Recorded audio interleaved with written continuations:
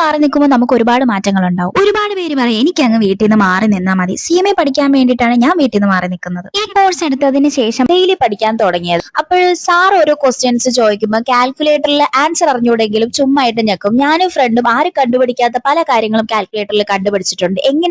എങ്ങനെ നമ്മൾ കൂട്ടിയ ഡിജിറ്റ്സ് എല്ലാം 0 ആക്കി മാറ്റാം എന്നൊക്കെ നമ്മൾ കണ്ടുപിടിച്ചു. എന്നിട്ട് നമുക്ക് തന്നെ സ്വന്തമായിട്ട് പ്രൗഡ് മൊമെന്റ് ആയിരുന്നു അന്നേരം. എല്ലാ ഞായറാഴ്ച ഹോസ്റ്റലിൽ നെച്ചോറ് കൊടുക്കുമെന്നുണ്ടെങ്കിലും ഞാൻ എല്ലാ വീക്കെൻഡിലും വീട്ടിൽ വരാറുണ്ടായിരുന്നു. രാവിലെ എണീക്കാൻ ഭയങ്കര ബുദ്ധിമുട്ടാണെങ്കിലും എങ്ങനെയെങ്കിലും ഒക്കെ എണീച്ച് പോയി അവിടെ ചെല്ലുമ്പോഴത്തേക്കും ലേറ്റ് ആവും.